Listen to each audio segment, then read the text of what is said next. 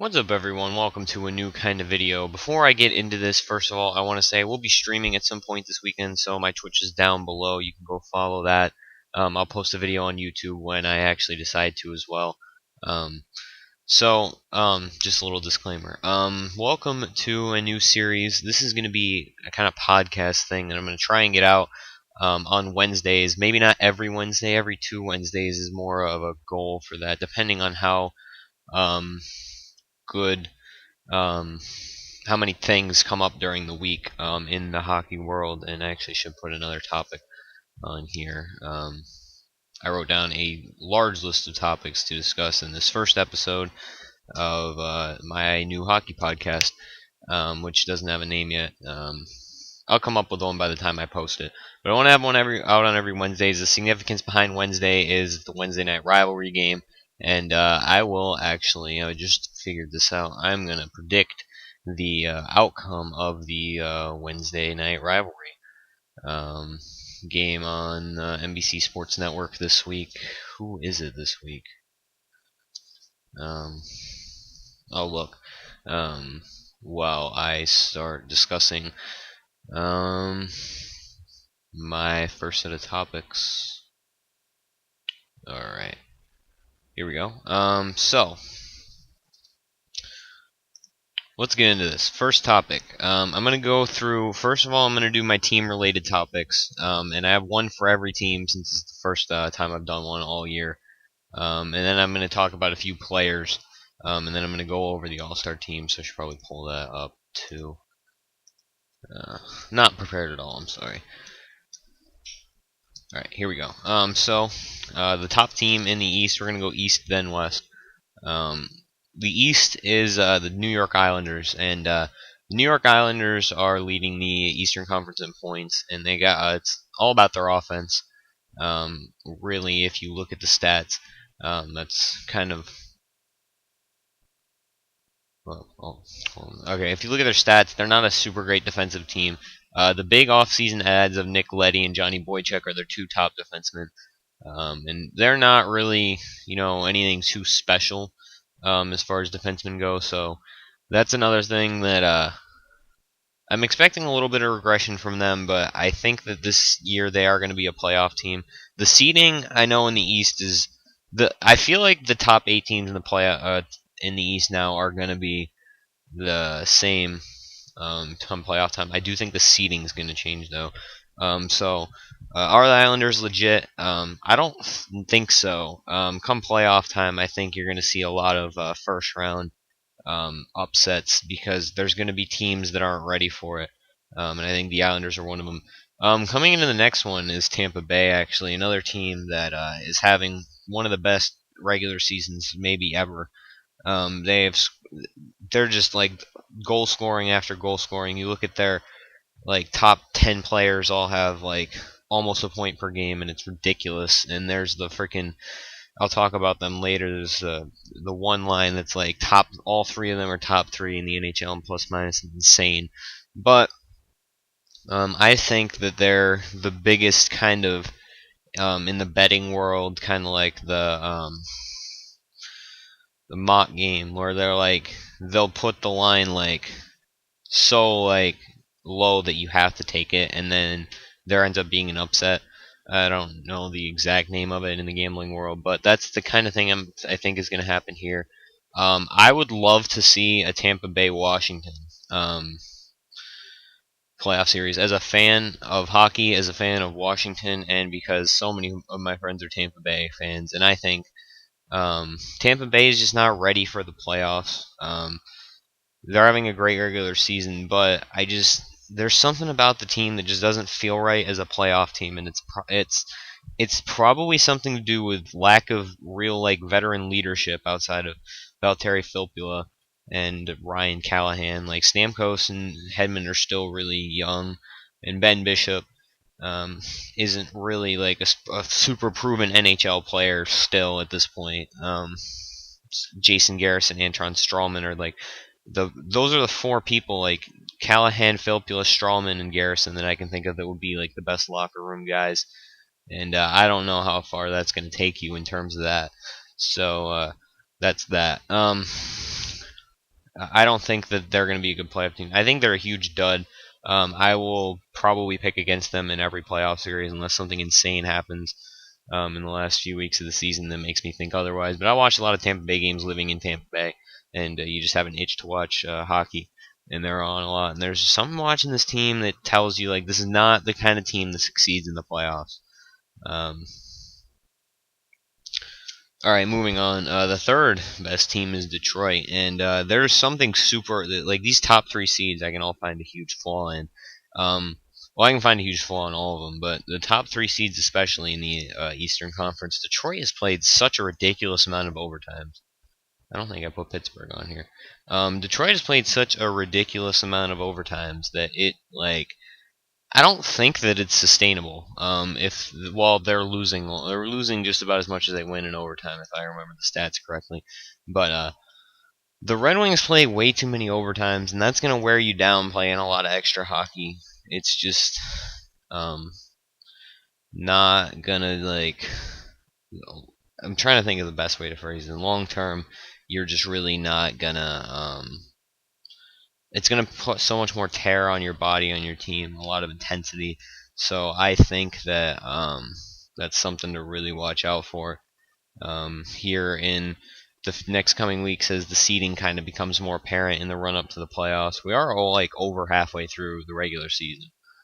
Some teams have played 47 games, which I think is the highest amount of games played, and it ranges anywhere from 43 to 47 at this point, which no matter what figure you use is still over halfway into the season. So as the next few weeks unfold and the seeding kind of becomes apparent as to what teams are going to be like what seed and who's winning divisions and stuff, I think that Detroit's going to be one of the one who falls. I think Tampa Bay is going to stay where they are, but I also think I expect a huge jump in the standings from the Rangers, Washington, and Montreal.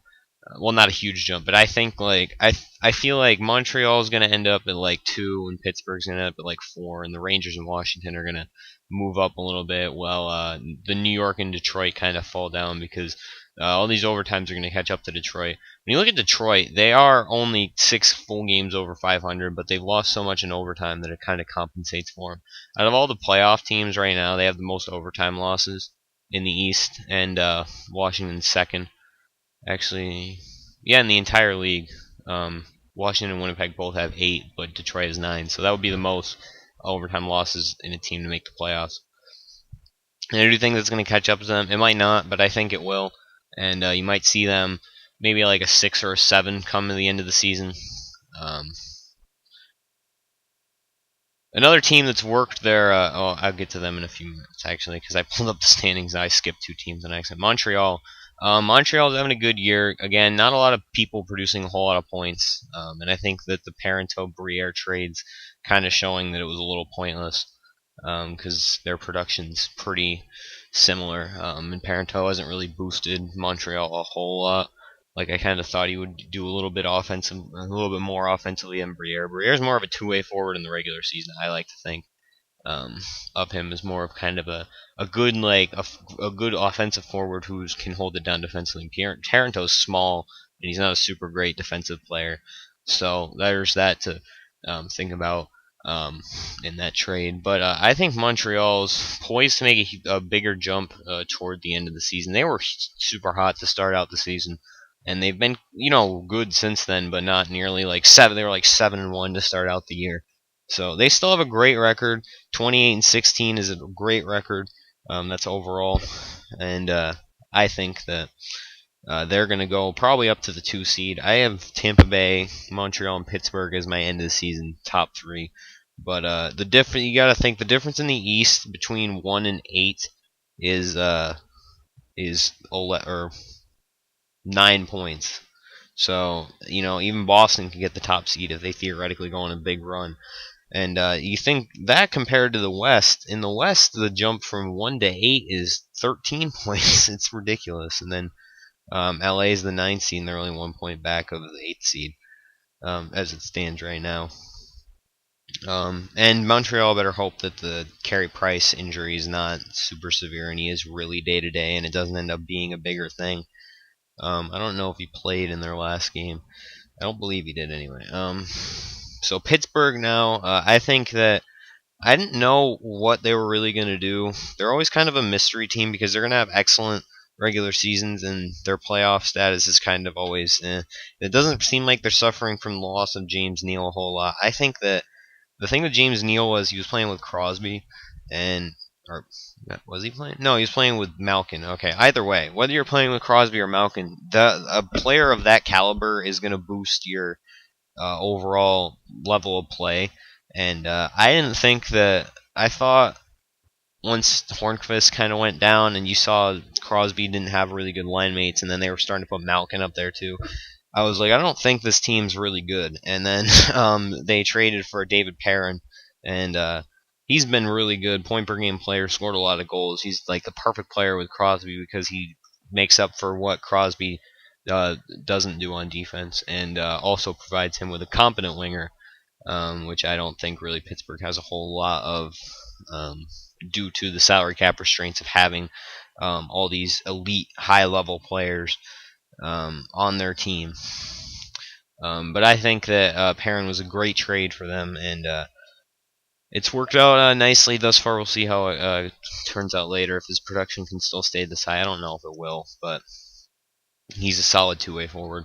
And we'll move on to the Rangers. The Rangers have 56 points right now. They have 2 games in hand on the Washington, and they own the tiebreaker. I think the New York. I didn't know at the beginning of the season. Like, I didn't ever count them out. Like some people were like, "Oh, they're not the same. They can't recover from that Stanley Cup loss." Um, Things like of that nature. And I just the first about 20 to 25 games are always kind of like it's easier to tell how good a team is going to be at this point in the season than 20 games in. Because I remember 20 games in, Washington was really bad. Everyone was like, oh, they're not going to make the playoffs again. And now they're in the 7th seed, tied for kind of 6th, and they're really only like 5 points out of like 3rd or 4th. Like, the East is so tight this year. Like, all the teams are really close. Points wise. But talking about the Rangers, they had a really good streak that they went on. That really kind of helped out their record. I'm gonna grab my phone because it keeps going off. Give me like 2 seconds.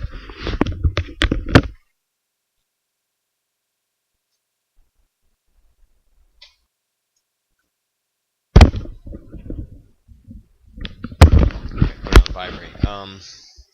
So the New York went on this huge streak. Plus Ryan or no, Ryan Nugent Hopkins. I read something else. Rick Nash is tied for the NHL lead in goals with Tyler Seguin right now. So um, that's something good going for them. Playoff time, I don't know. They're gonna need scoring from Zuccarello's had a slow year. Hagelin's had a slow year. They're not really high level players to begin with, but I think Zuccarello led them in points last season.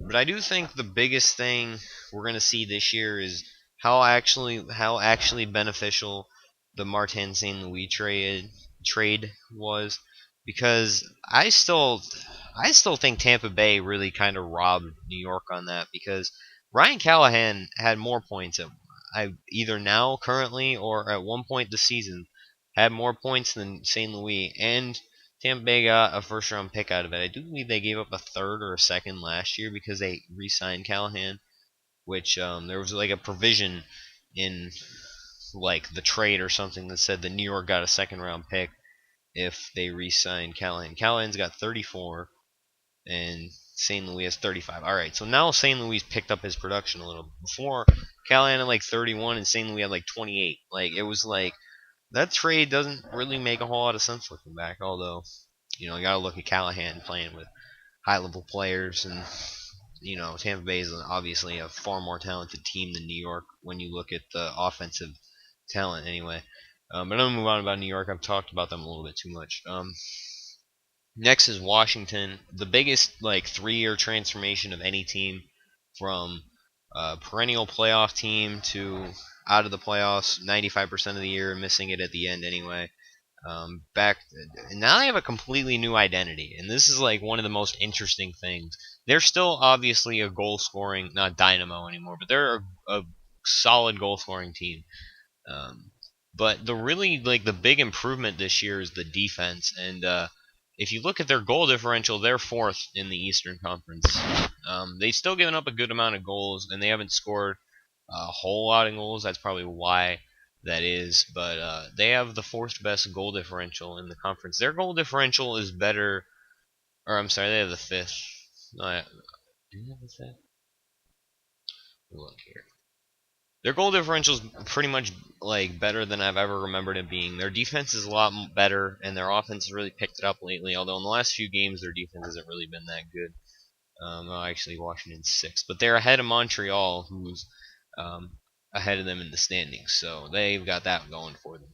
Um, now I don't. Washington's really a lot better defensively, and Holtby's had one of the best years out of any goalie in the NHL.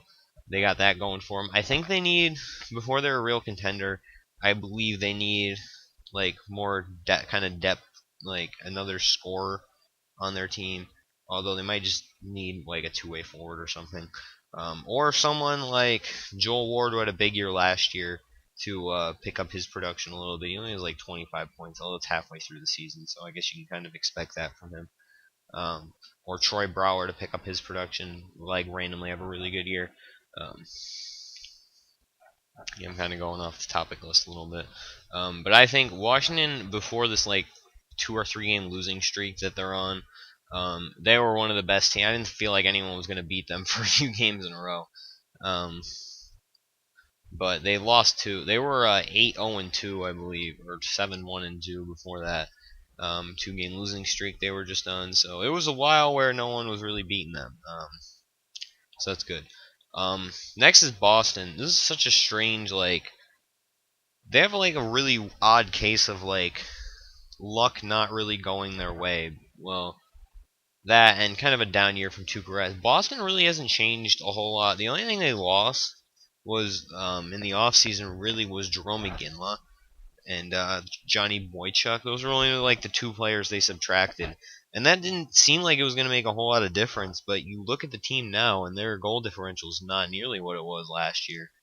And I feel like that's a big problem for them, because usually they have to be a great defensive team to succeed in the regular season and in the playoffs.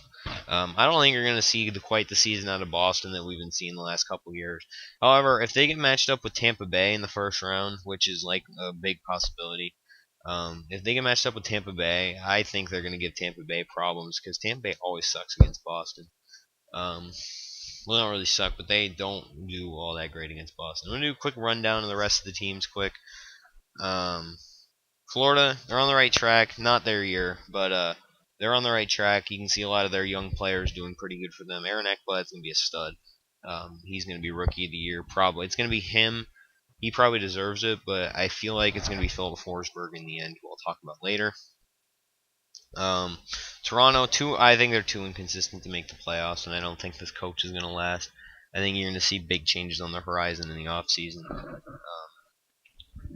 I don't think I wrote anything about Ottawa. Ottawa's just kind of an in-between team. I really don't know what to think of them. They got a top goalie. Doesn't seem like they have enough offensive talent. Down years from a lot of their top players. Haven't really been producing at a high enough level to be a playoff team, I don't think. And they're a bad team at home, and they're an even worse team on the road, and that's never going to be going good for you. I think Columbus and Philly are the sleeper teams. I think they're going to make big pushes. Columbus, because I just think they played a lot better since they had that awful start and were decimated by injuries. They've been an alright team since then, and I think they'll catch up in the win-loss column. And Philly's just had too much offensive production to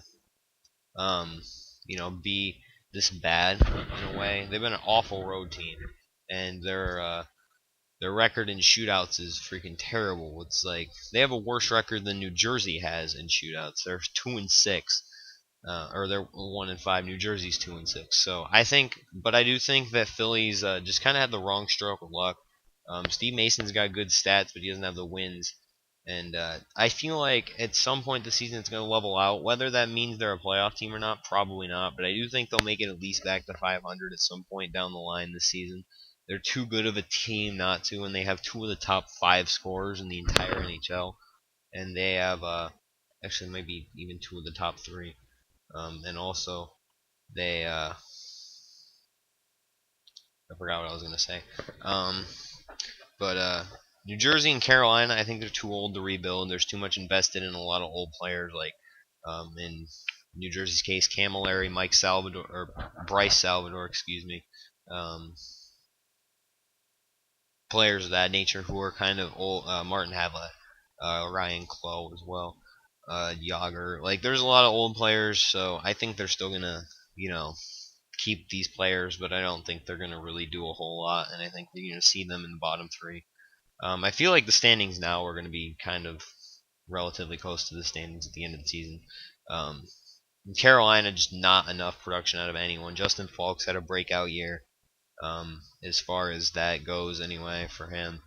Um, and their goaltending's been pretty decent, but they just have no offense whatsoever. Um, and Buffalo, they just suck. That there's nothing to say about them. They suck. They're doing a good job tanking. Um, Watch out for McDavid in Buffalo. I think they have the least points in the league, but they have more wins than Edmonton. So going on the West now. I don't know nearly as much about this. Anaheim, I think, is again a dud in the playoffs. They're not going to make it to the conference finals. I don't think.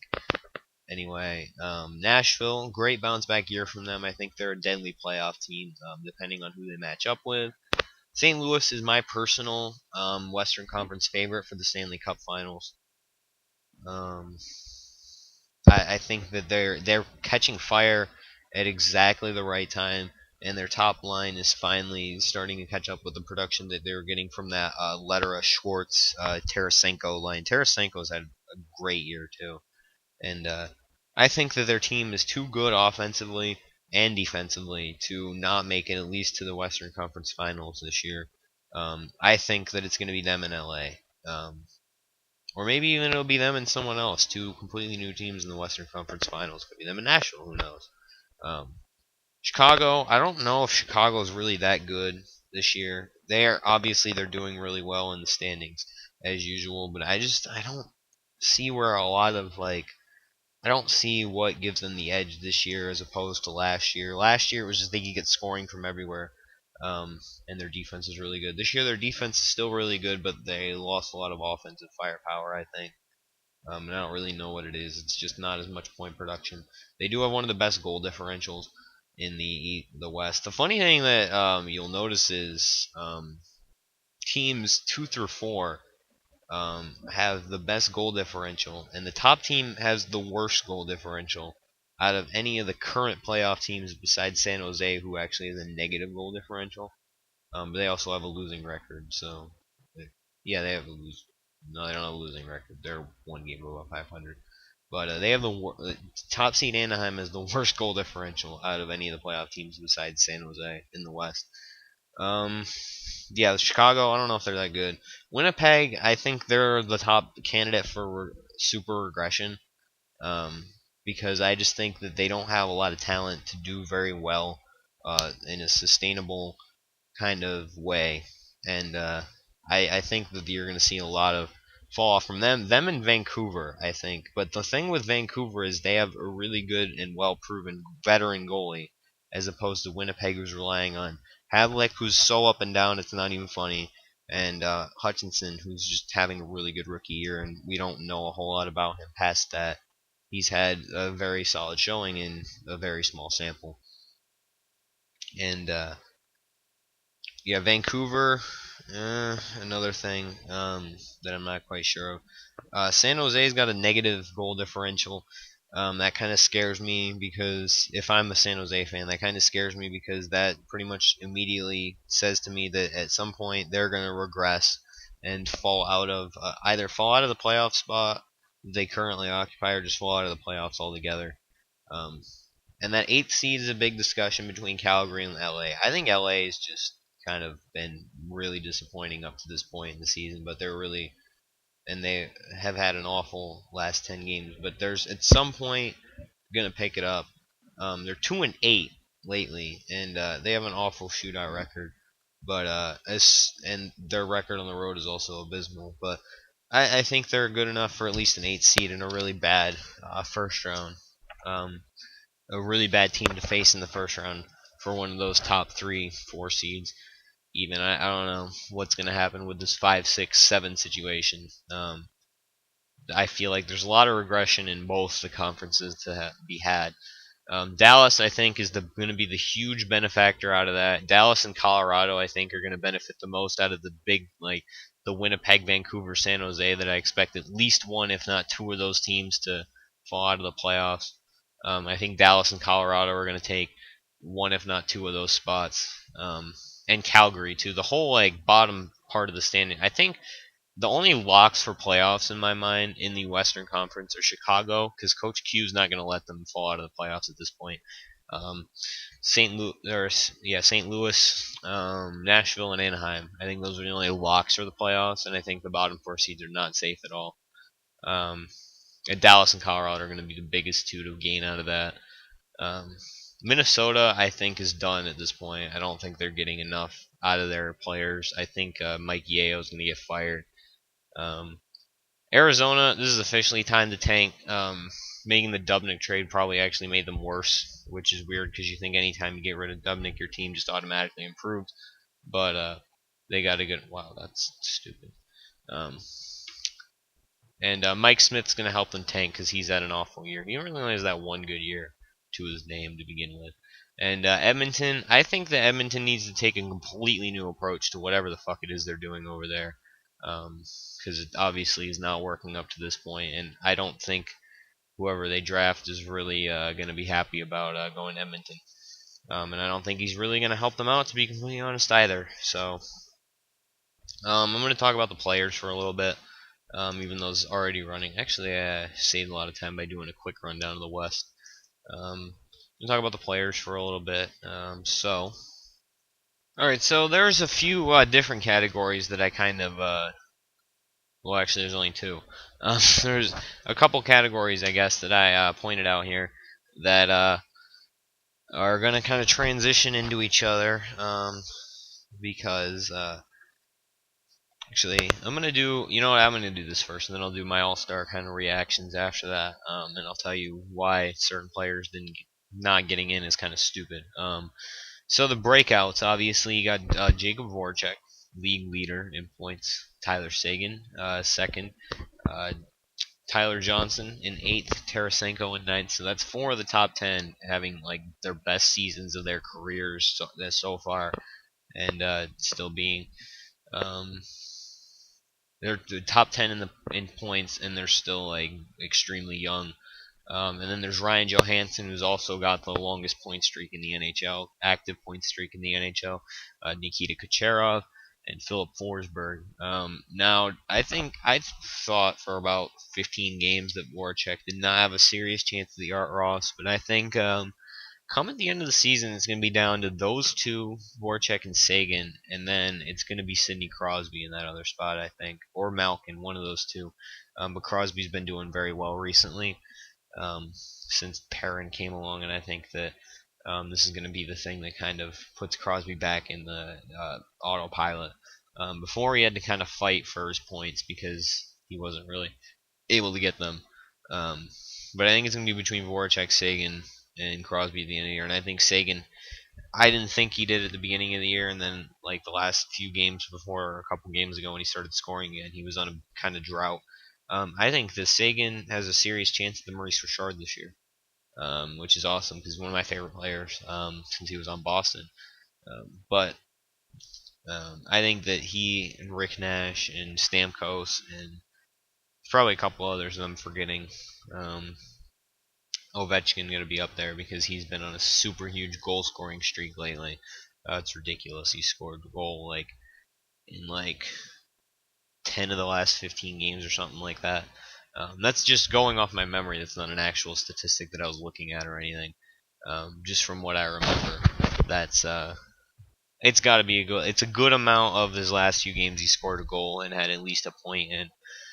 So um, those breakouts are huge. Forsberg's probably going to be Rookie of the Year. Him or Ekblad or Frederick Anderson, I would say, are the top. They're the top candidates in each different category for rookie, and I don't really know what rookies are kind of even close in terms of statistics. I'm gonna look real quick. On this thing right now. Yeah, rookie. Who else is even up there? Johnny Gaudreau. He might be up there, and I think that's it.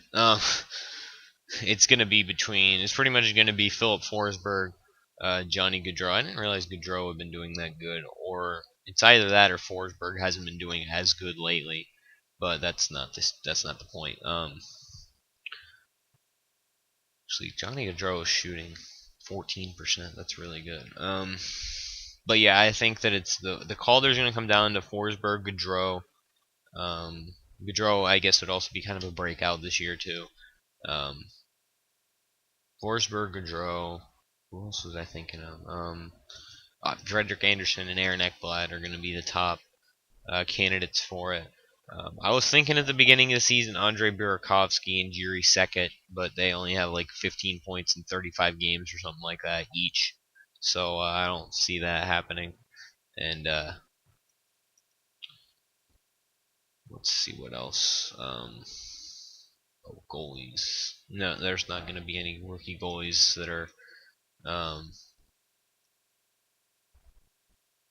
This doesn't even. Yeah, goalie. That are rookie. There's Hutchinson. I don't think Hutchinson has the games played though. Oh, apparently. Oh, I didn't know that Frederick Anderson wasn't even a rookie. Did he play? He must have played a good amount last year then.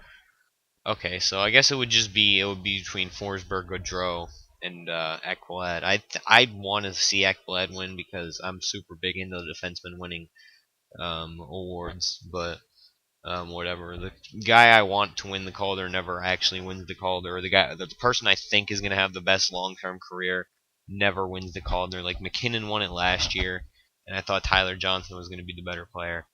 Um, McKinnon's going to be really good, but I just think Tyler Johnson's going to be better.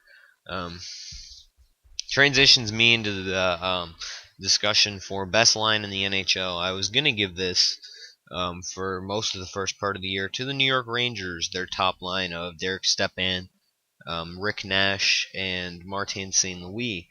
But looking at the stats, you take into account points. You also got to take into account defense, and plus minus is not a 100% accurate way to gauge how good a team is defensively at even strength, because that only goes for even strength. You're looking at total goal differential. You know what? Probably. But the three highest players in plus minus in the entire NHL all play on the same line. Now, one of these players is tied with three others. So if you're going to comment saying, well, technically, I understand. The three best players in the NHL in terms of plus minus are Nikita Kucherov plus 28, Tyler Johnson plus 26, and Andre Palat plus 23. The Tampa Bay Triplets line. So I think that at this point in the season, we can award that best line in the NHL. Because on top of the plus minus, they're all, or at least the top two, Kucherov and Johnson, are point per game players. And Pala has 36 points in 45 games, which is an incredible mark, all for second line players at this point. So they're not even getting that much time. And Tyler Johnson's also out there on the penalty kill, so that's a huge thing to put that too. That's why the defense is so good, is because you have a player like Johnson who elevates the level of play defensively.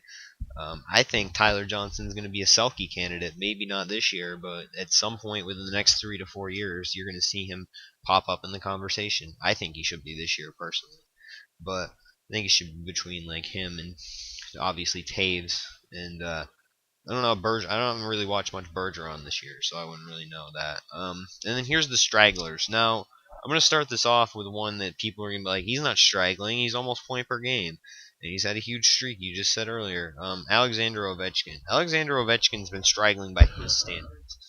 He only has 41 points, although he added 2 goals tonight. I just looked at the stats for the game when I was taking a little break from this. He's only has 41 points in like 46 games, which is it's almost point per game, and he has great production, but that is nowhere near the Ovechkin of like even 3 years ago. Um, I'm gonna try and back this up with actual statistics. I might be thinking of 4 years ago. I think it was the year before the lockout year. He had a huge like an 88.95 point season. Um, and obviously, that's going to change with the goaltending being the way it is. Oh, that was a few years ago. He hasn't had a really good season in a while. But obviously, with the way the goaltending is now, he's not probably ever going to have a 65-goal season ever again, although he did score 51 last year. I don't know if he's ever going to have a 65-goal season or a 112-point season ever again in his career. But do, um, I do expect a lot more out of him. Even if like he has his, even if he has his like 2009 to 10 production where it was 109 points, that's more what I expect out of Ovechkin because in his first 5 seasons in the NHL, he only had one season where he didn't score 100 points, and that year he scored 92, which is still, an elite level. And he had a great lockout year too. He led the league in goals. He's led the league in goals the last 2 years, so I do expect a little bit of production to pick up from him. But at the same time, I just don't believe that like this is an Ovechkin year. Even last year was more of an Ovechkin year um, than this year is. But I do believe he's on pace for his normal assist amount the last few years. He hasn't had over 30 assists in like 5 years, so I'm not expecting that from him. 30 would be an awesome number to get, um, but I'm thinking more along the lines at this point of like a 45 goal, 30 assist season, which would only be like 70 points roughly, 75 points actually, and that's just not. I don't see how that's an acceptable Ovechkin season. You need to expect more out of him, and I think he's a straggler this year. And I think his contract's going to get bad if the production doesn't pick up in the next 2 years. But he is a lot better defensively this year than he's probably ever been in his career. Um, Especially considering when you take into account that he's scored like most of his goals on the power play this season. Almost half of his goals on the power play this season, and he's still a plus 12 at even strength. That's awesome. Other stragglers: Yarmir Yager, Bobby Ryan, Eric Carlson, Matt Duchene, Nate McKinnon, all expected to be nearly point per game players and just have not delivered on their promise. All of them have between 25 and 30 points in 45 games played, which is acceptable if they didn't have such a high prestige or things that were expected of them. And then you have also thrown in that conversation Thomas Vanek. And then there's this different category of just players who are not as good as you'd think they would be for different reasons. Alex Hemsky is because he was reunited with a player that he played excellent with in his time in Ottawa, in Jason Spezza, and he's still failed to deliver, and it's kind of held Spezza back from being at his highest level too, considering the lack of talent to back up the Hemsky. The Hemsky thing, after they traded for Spezza, it was kind of like you were relying on Hemsky for your second line offense, unless you were relying on Nichushkin. Either way, you weren't getting it, and that's why you kind of see them a little exposed, is because of the lack of depth. Um, Mikko Koivu just not leading the team the way you think he would, in one, considering the fact that they're fucking awful this year, in several aspects of their game. Um, and he's just not. He's not. I just don't. I never saw the appeal, the super big like fuss over Mikko Koivu, and I think this season's kind of just showing that they need a different person to play like that top line. But this is my opinion. Mark Scheifele, he's still a rookie, I believe. No, this might be his second year.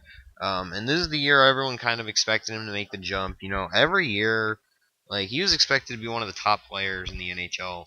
Not by this point necessarily, but at some point, like before he turned 25, he was expected to be becoming a top player, and it's looking like he's not. It's looking like he's going to be a second line player at best. Um, that's kind of scary for Winnipeg. They've kind of problems developing their talent lately, as you see with players like Evander Kane.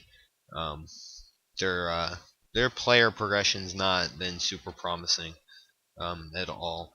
So that's kind of something that you should be looking out for if you're a Winnipeg fan. Um, or a Shifley fan. And last but not least, the Edmonton top line, all with 29, 28, and 27 points, respectively, with Hall, Eberle, and Nugent Hopkins. Again, I talked about Edmonton earlier. They really just need to regroup. They need to change their strategy, and they've blown these first round picks on players who were probably not worth the first round pick. Or the first overall pick, excuse me. I think Taylor Hall was. However, I do not believe Ryan Nugent Hopkins or definitely not Nail Yakupov was worth the number one overall pick. I do still think that Taylor Hall is an excellent player, point per game player, obviously, and if he had a better center, which might be McDavid, who knows, Connor McDavid, probably would be a far better performer. But Ryan Nugent Hopkins, I don't believe is the top player in his class. I'm gonna look at his class again, just to refresh on that. And Nail Yakupov definitely not the top of his class at all. That was such an awful pick when you look at that on it now. I didn't think he was gonna be this bad. But he had a kind of disappointing rookie year, definitely a very disappointing sophomore year, and even like he's just disappointment is the story of Nail Yakupov at this point. And they've like the Oilers kind of screwed themselves all these bad like contracts because they're paying their top line 6 mil like for super extended periods of time, and I just don't think that that's going to work out for them in the long term. Um, Actually, Ryan Nugent Hopkins might be the best player in this class, but this class is awful. Um, this is one of the worst rookie classes I've ever looked at in my entire life. Um, Trying to see if there's even anyone like in later rounds that was better than him. All right, Nugent Hopkins. Actually, I'm gonna probably take in Landeskog for if I was the Oilers because they need more of a physical presence. But that's a debatable thing again, and I would much rather have. Well, there were so many defensemen taken in the top 10 this year. Out of the top 10, only 2 of the players were not defensemen. I'd rather have any of these players in the top 10 besides Nail Yakupov. Ryan Murray, Alex Galchenyuk, Griffin Reinhart, Morgan Riley, Hampus Lindholm, Matthew Dumba, Derek Pouliot, Jacob Trouba, Slater Cuckoo. I would have even taken number 11, 12, Philip Forsberg and Mikhail Grigorenko. Both, great players. I would even rather have Tom Wilson. Again, physical presence. And, there's players even down here like Olli Mata who have been better in their time. Obviously, Mata plays a different position, but they've been better, proved more as NHL players than Nail Yakupov has. Tanner Pearson even has more points than Yakupov this year. So I definitely think that they blew that pick, and I don't think that who was their pick the year after that was Darnell Nurse. Who did they pick Darnell Nurse over? Oh, this is the last draft I'm going to go through. I just think Edmonton's blown a lot of drafts. Even where they got like the first overall pick. I think the only good pick that they made first overall out of the big three was Taylor Hall. Um, and I was one of the biggest advocates at the time of being like, oh, they picked the first line 3 years in a row, they put it together. But that's just not the case. Yeah, they picked Darnell Nurse over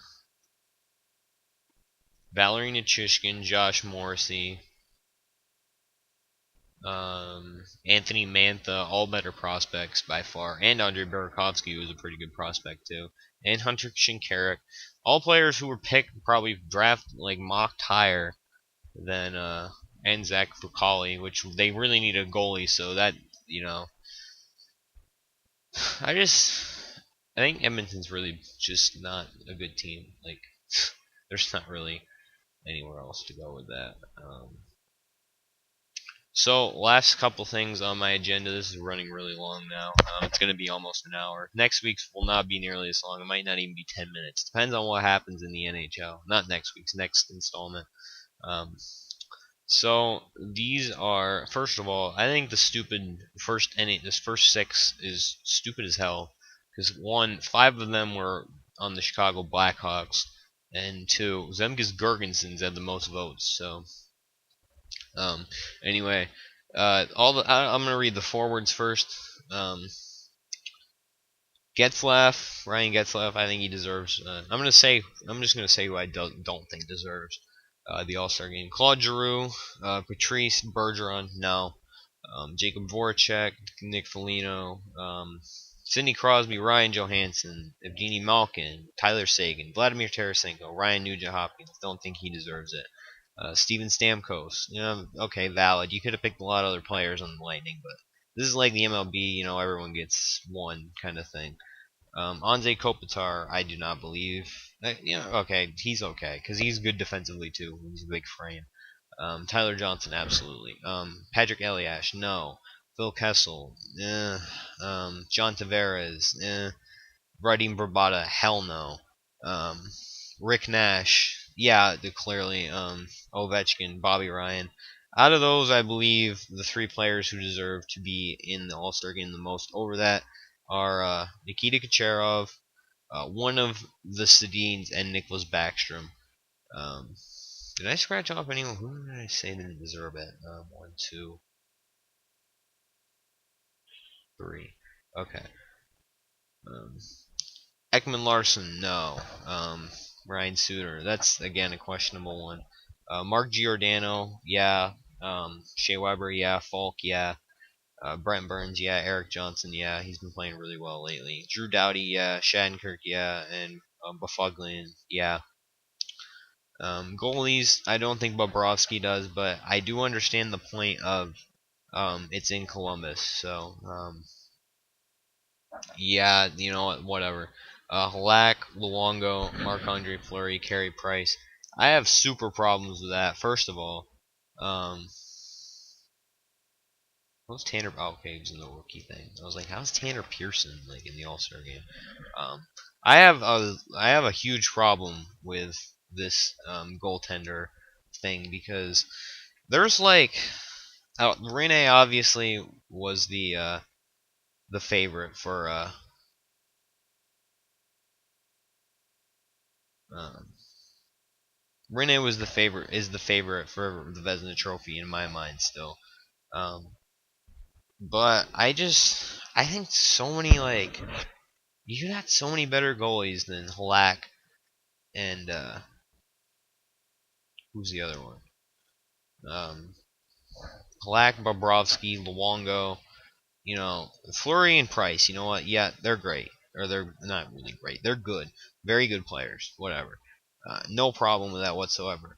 And Jimmy Howard's injured, so he was going to participate too, obviously. But your injury replacements were awful. Like you have Braden Holtby, Corey Crawford, Henrik Lundqvist, um, and Ryan Miller, all players with 920 save percentages or better, and lower than a 2.3 goals against. So what was? And then you look at Luongo. Luongo and Fleury are right there, but where like Halak is like way below that 910 2.41, like that doesn't make sense to me. And you can justify Luongo and Fleury, and Price obviously deserves it. You can justify Luongo and Fleury all day, but there is no reason that Yaroslav Halak should be an All-Star this year. So that's just my take on that. And finally, we're gonna get into the Wednesday night game. There's actually two this week for the week of the 21st. Um, there's two this week. There's two next week too. Um, Chicago and Pittsburgh. This is a tough call. I'm gonna take um, I'm gonna take Pittsburgh. I'm gonna take Pittsburgh on this one because they're at home. A really good game. Probably be watching this one. Um, and LA, San Jose, I'm going to take LA in that one. I don't think San Jose has been a very good. So that's going to wrap it up for the first edition of this podcast that has yet to be named. So thank you guys for watching. Obviously, next installment's going to be much shorter. So yeah, see ya. Hope you